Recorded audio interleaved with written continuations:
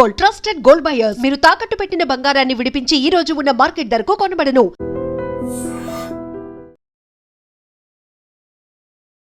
2026 municipal ఎన్నికలు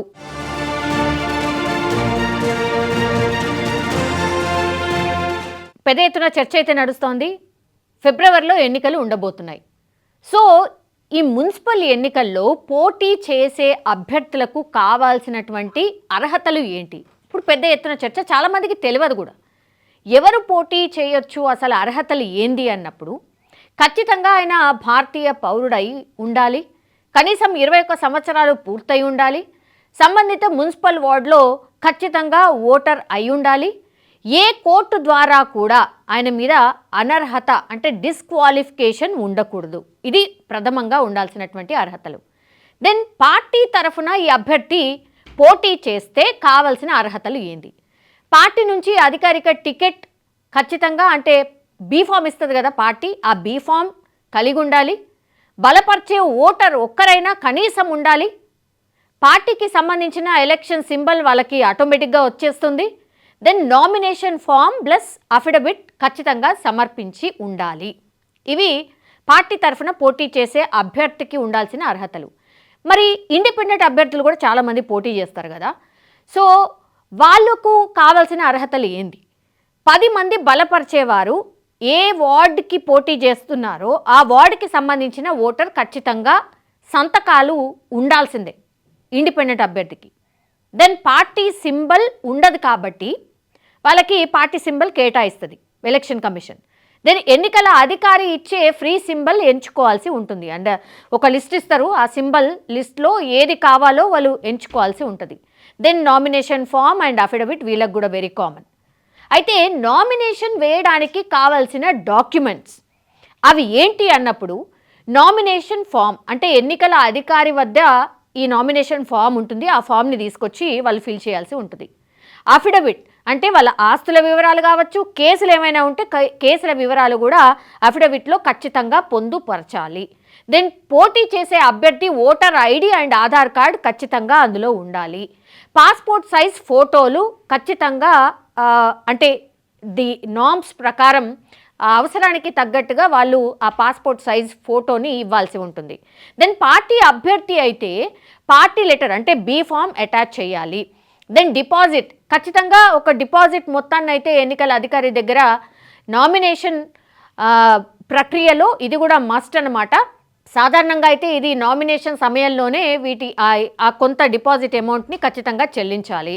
then ఓట్లు తక్కువ వస్తే డిపాజిట్ జప్త్ అవుతుంది. అంటే డిపాజిట్ కూడా కోల్పోయిండు అని మాట్లాడతారు చూడండి, చాలా టైమ్స్ వస్తుంది చూడండి. ఆ డిపాజిట్ ఎక్కడైతే ఈ నామినేషన్ టైంలో వాళ్ళు డిపాజిట్ చేస్తారో ఒకవేళ కనీసమైన ఓట్లు రాకపోతే ఆ డిపాజిట్ అంటే వాళ్ళకే వెళ్ళిపోతుంది అనమాట ఎలక్షన్ కమిషన్కి. సో ఇవి క్రైటీరియా. ఎలక్షన్ షెడ్యూల్ ఎట్లా ఉంటుంది ఒక్కసారి చూద్దాం.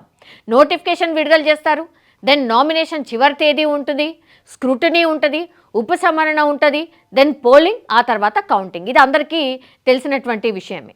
ముఖ్యంగా ఇందులో గుర్తుంచుకోవాల్సిన అంశాలు కొన్ని ఉన్నాయి. అది ఏంటి అన్నప్పుడు పార్టీ అభ్యర్థికి ఒక ప్రపోజర్ అంటే ఖచ్చితంగా ఒక సంతకం అయితే ఖచ్చితంగా ఒక ప్రపోజర్ సంతకం ఉండాలి. స్వతంత్ర అభ్యర్థికి 10 మంది ప్రపోజర్లు అంటే 10 మంది సంతకాలు ఉండాలి. ప్రపోజర్ తప్పకుండా ఏ వార్తకి సంబంధించిన వారు అదే ఓటర్ లిస్ట్లో వారి పేరు తప్పనిసరిగా ఉండాలి.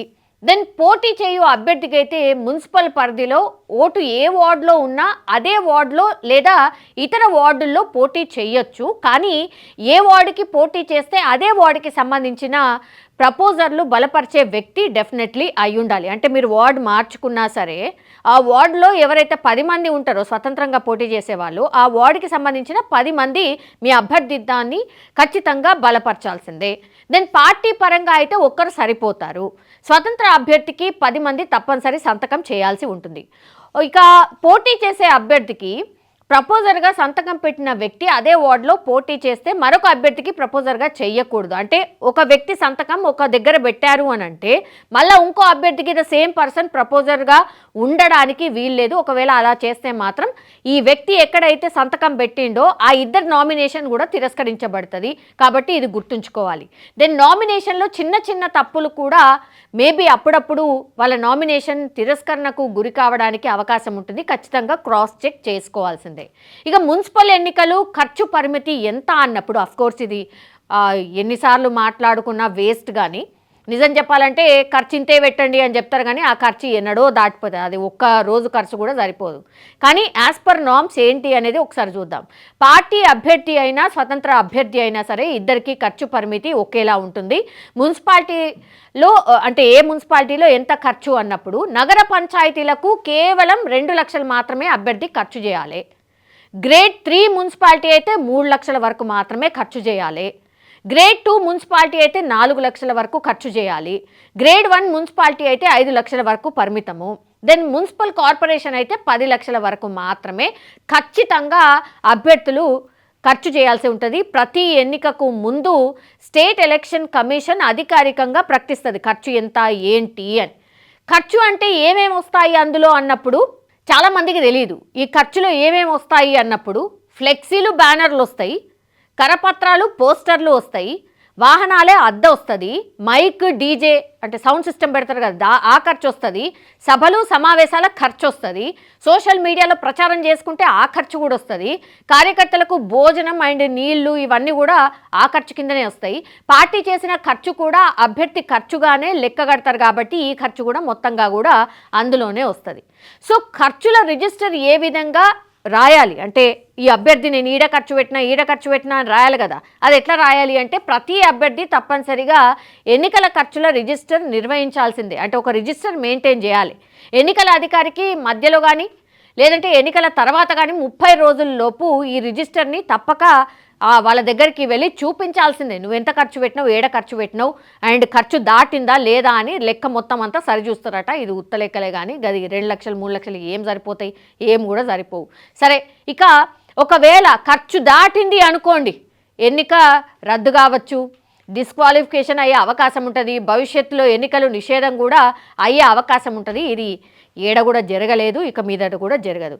ఇంకా ఒకటి ముఖ్యంగా గుర్తుంచుకోవాల్సిన కొన్ని ఉన్నాయి.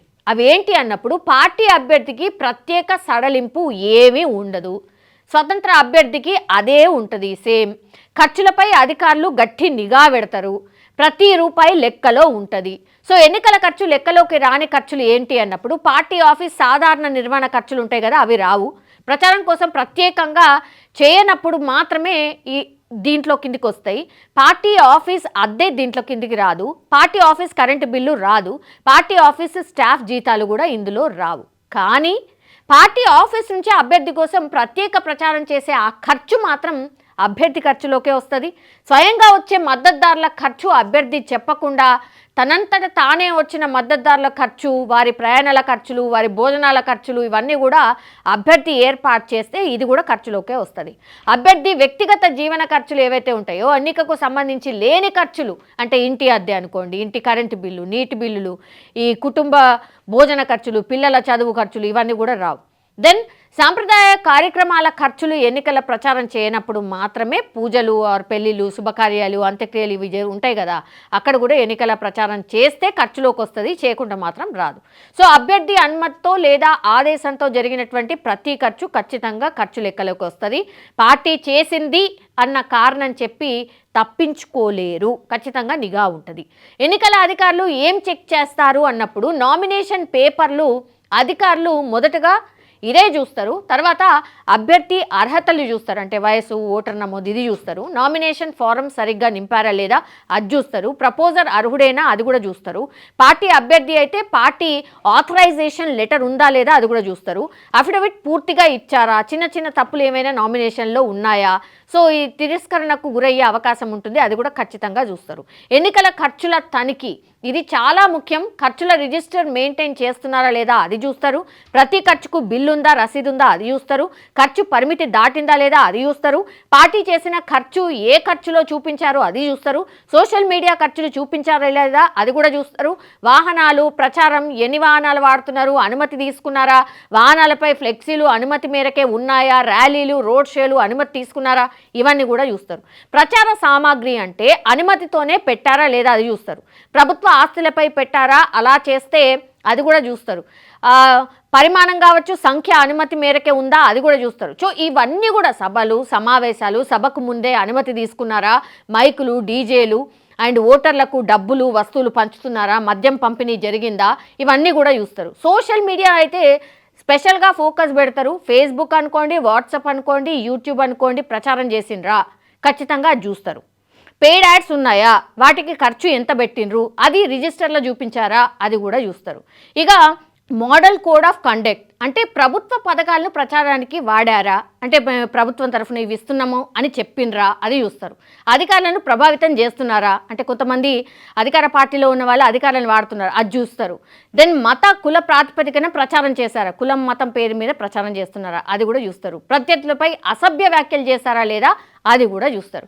పోలింగ్ రోజు బూత్ దగ్గర ప్రచారం చేస్తున్నారా అది చూస్తారు, ఓటర్లను ప్రభావితం చేస్తున్నారా అది చూస్తారు, డబ్బులు గిఫ్ట్లు ఇచ్చారా అది చూస్తారు, బూత్ క్యాప్చరింగ్ ఉందా లేదా అది కూడా చూస్తారు. ఇక ఎన్నికల తర్వాత అయితే ఖర్చుల పూర్తి లెక్క సమర్పించారా, నిర్ణీత గడువులో ఇచ్చిండ్రా, లెక్కల్లో తేడాలు ఏమన్నా ఉన్నాయా, తప్పులు చేస్తే ఒకవేళ ఏమవుతుంది నోటీసు ఇస్తారు, జరిమానా విధిస్తారు, ఎన్నిక రద్దు చేస్తారు, డిస్క్వాలిఫికేషన్ చేసే కూడా అవకాశం ఉంటుంది. కావున ఇప్పుడు రాబోయే 2026 మున్సిపల్ ఎన్నికల్లో పోటీ చేసే అభ్యర్థులు ఎవరైతే ఉన్నారో తప్పక ఈ నియమ నిబంధనలు తెలుసుకోండి, లేకపోతే ఎన్నికల అధికారులు ఎనీ మూమెంట్ మీ మీద చర్యలు తీసుకునే అవకాశం అయితే డెఫినెట్లీ ఉంటుంది. నిజంగా ప్రస్తుతం ఉన్నటువంటి సమాజం దేనికి ప్రయారిటీ ఇస్తుంది? ఆర్థిక సంబంధాల చుట్టూ మాత్రమే తిరుగుతుంది. మళ్ళీ ఎన్నికలంగానే చాలా విరక్తి కలుగుతాను. మంచి అనిపిస్తుంది కదా, లేడీస్ కూడా ఛాలెంజింగ్ జాబ్స్ చేసినప్పుడు చాలా బాగుంటది. ట్రాఫిక్ అసిస్టెంట్స్ గా నియమించిన ట్రాన్స్జెండర్స్ అందరితో సాల్యూట్ చేయించుకుంటున్నారు. ఫుడ్ డెలివరీ ఇవ్వటానికి వెళ్ళినటువంటి డెలివరీ బాయ్ అనిల్ పై కళ్ళ ముందు